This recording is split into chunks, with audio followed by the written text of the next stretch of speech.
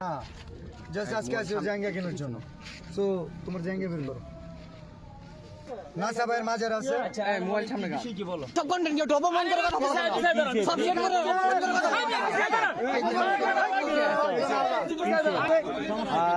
high রে জাল্লা আমি বলতেছি সাইমনের জন্য পুরো দেশের কন্টেন্ট ক্রিয়েটর ফান্ড কালেক্ট করতেছে আমাদের শেরপুরে কন্টেন্ট ক্রিয়েটর নাসাও কন্টেন্ট ক্রিয়েটর যে কারণে ওনাকে জানানো হয়েছিল বাট উনি বলছে যে আমাদের তো কনিমে আছে কোনো সমস্যা নাই কনিমের পাশে আমরা দাঁড়াইছি